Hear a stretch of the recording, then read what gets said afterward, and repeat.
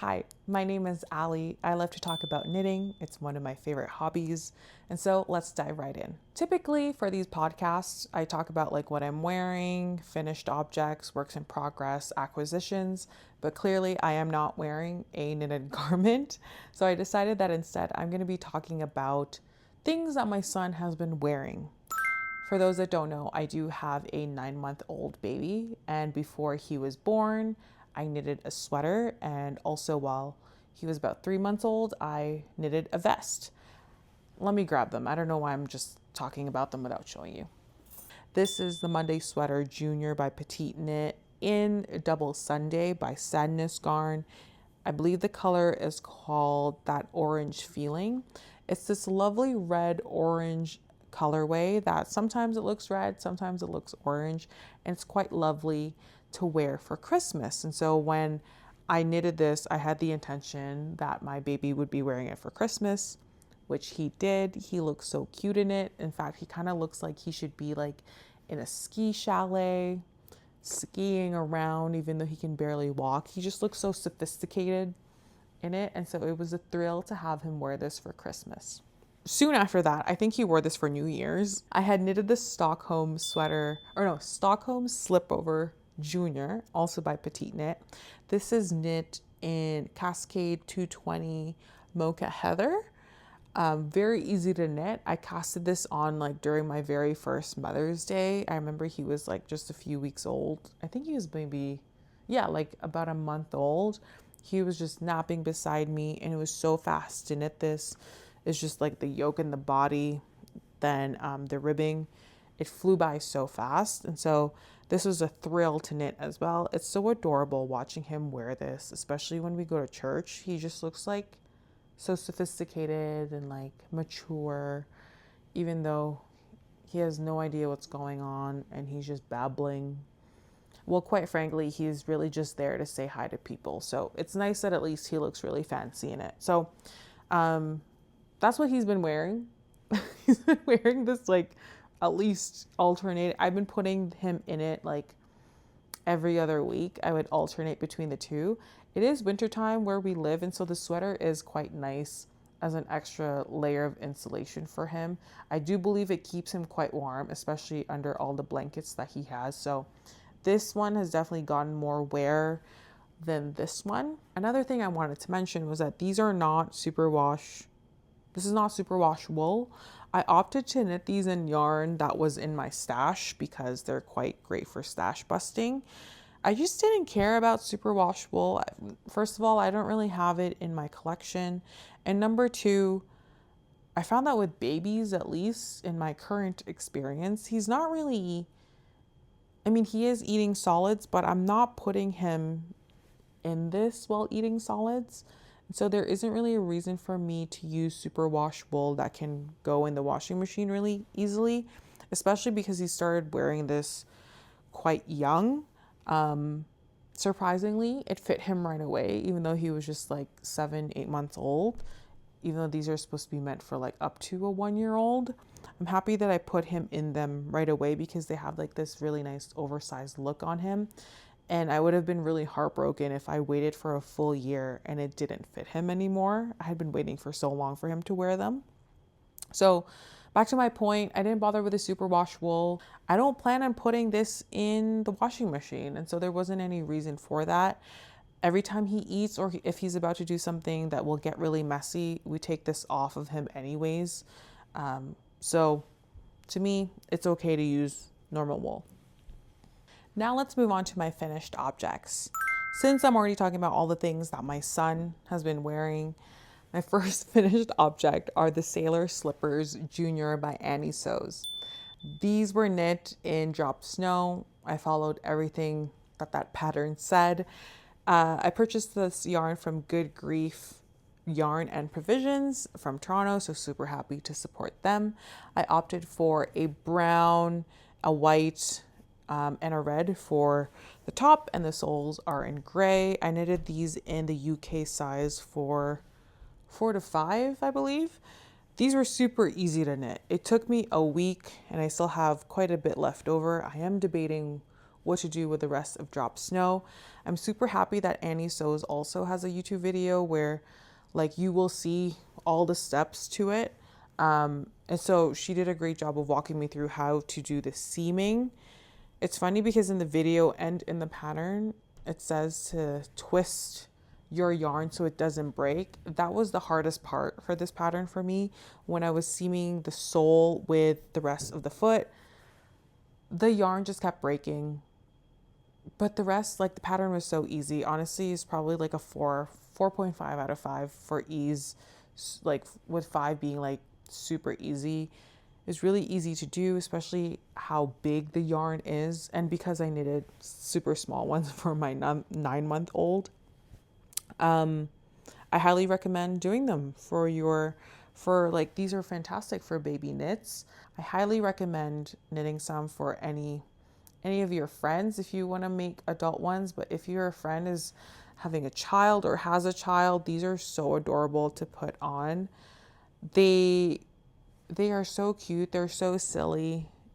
I had put my baby in them for the first time last Sunday and he just looks so cute. I would have never made these for me. They just weren't really my style, and also I just have enough slippers at our house. But for a child, I would make these over and over again.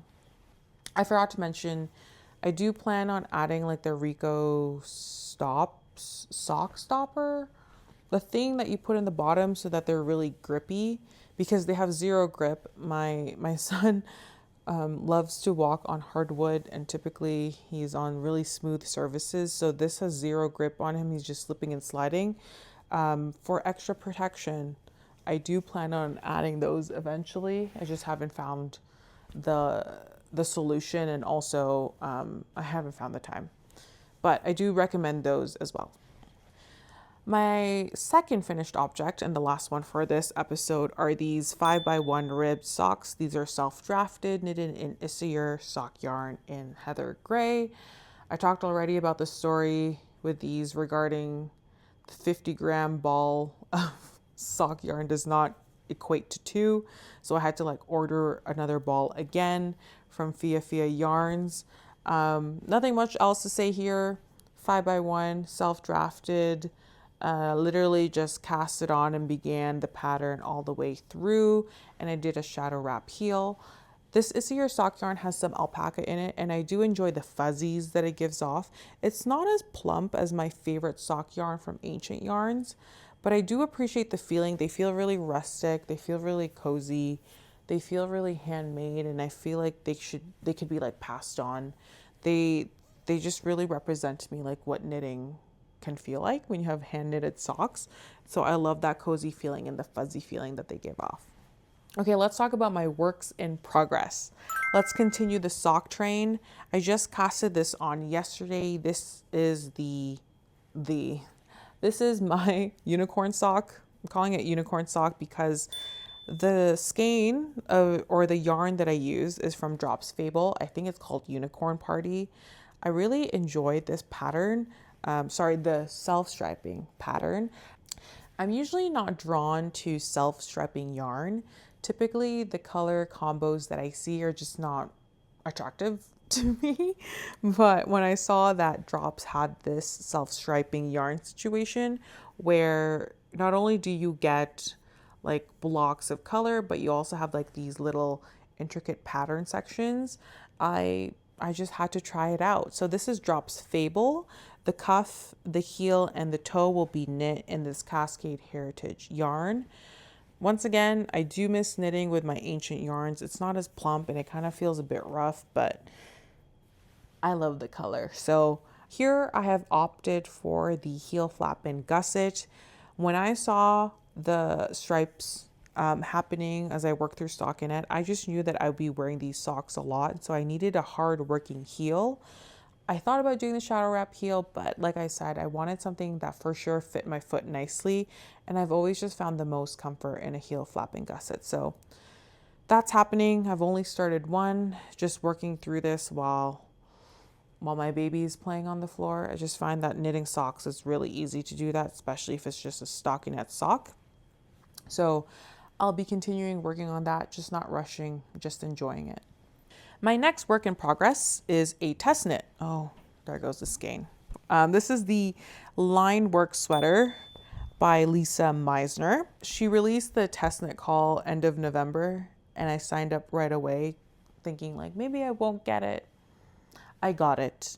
And silly of me, because I was literally leaving for my holiday when she sent the acceptance email. So I quickly had to buy like yarn, make sure that it would somewhat hit gauge. This one is knit in pure Gint because I know that I always hit gauge with that kind of stitch count and also the needle and all that stuff. So this is literally due a few days from now. You're probably wondering, Ali, you're like halfway through the sweater. That's right.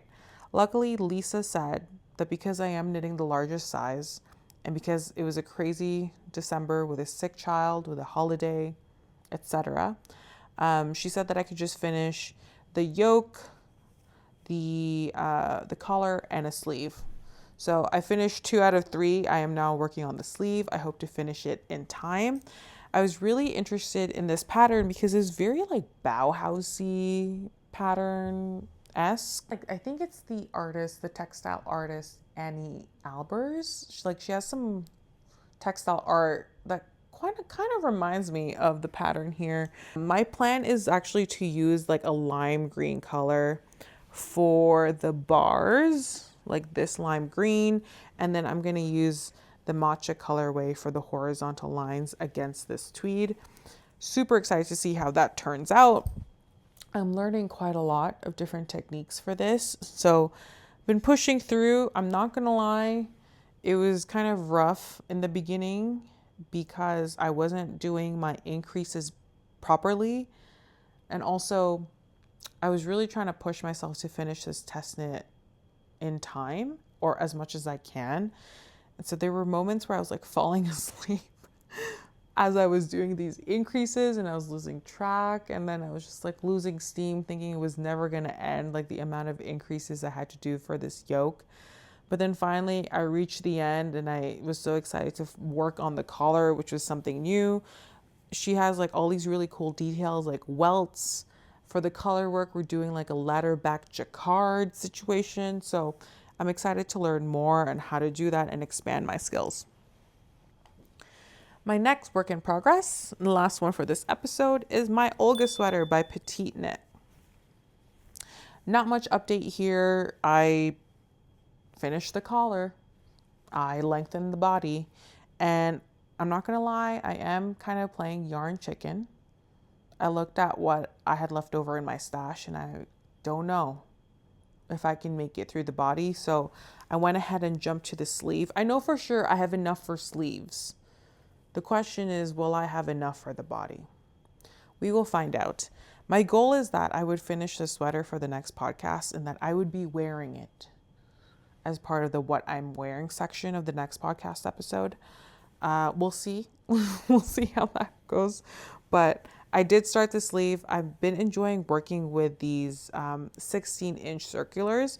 I usually just use magic loop or like the traveling loop, but I picked these up because I was going through my needle collection and selling some of them off, and no one ever bought the 4mm 16-inch circulars. So I said, why don't I just use it for my Olga sweater? And I realized it is quite fun just using little circulars that are 16-inch. It's quite fast going in the round rather than doing like a traveling loop or a magic loop. So that has been fun to do. Nothing else to say about this. It's been fun. I'm excited. Oh, this isn't revolutionary, but I have been using like these claw clips to hold on to my random skeins of yarn that are unfinished. Like I said, I was jumping back and forth between the body, the collar, and the sleeve, which meant I had like this whole ball of yarn to clip on. And so I've been really enjoying using my hair clips. Life hack. Let's talk about acquisitions. So Galt House of Yarn, my favorite yarn store. Mind you, I have never visited the store. I've only purchased I've purchased so much yarn online. They just have such a fantastic collection. I hope to visit them one day when I visit the GTA. It's on my list. Anyways, they had a Boxing Day sale. For those that don't know, Boxing Day is the day after Christmas. Most stores will do a sale, and we participate by spending money on Boxing Day. I purchased 4 Sandnes Garn patterns from Galt House of Yarn. I didn't even know that they had this in their catalog. I was very surprised, and so I immediately grabbed some. They had a lot of patterns, actually. From what I remember, Sandnes Garn stopped selling patterns individually. You had to like purchase the yarn quantity first directly from the Sandnes Garn brand, and then the yarn store would be allowed to sell a pattern to you. So when I saw that Galt House of Yarn was just selling the pattern by itself, I went ahead before they stopped doing that. I don't know if they have intentions of ever stopping, but I just grabbed onto it right away. I got 4 patterns. I have the Agnes cardigan, I have the Heather sweater, I have the Molly dress. Quite ambitious of me to knit a dress. And then finally, I got the Mindy sweater. Obsessed with the sweater. I saw one of the girls from 2 Pearls in a Pod, I believe, from Australia. I think they're from Melbourne. And one of them had knitted this, and I was in love as well. I wanted my own Mindy sweater. And quite frankly, the matcha green colorway from Sandnes Garn has me in a chokehold. I want it every time. I don't have it yet, but the Mindy sweater in this matcha green, I'm going to do it exactly just like this. I definitely want it for this year, whether it happens this winter, whether it happens in the spring, whether I wear it for fall. I want it for 2026. I finally got my hands on Soft Spoken's stitch markers. They're quite small here. I'm definitely going to put in clips of some zoomed in footage, but I got the Sardine stitch markers. I've been using it here in my line work sweater, and I also have it in my Olga. It's really small. I'll put a clip in. Super cute. Love the fish. Don't know what else to say. I love them. I can't wait to get more. I'm really excited to see what else Soft Spoken or Riley from Toronto will release. Happy to support, and I love that I have it now. That's everything for this podcast episode. I hope that you're crafting, whatever you're doing is going really well, and I'll see you in the next one.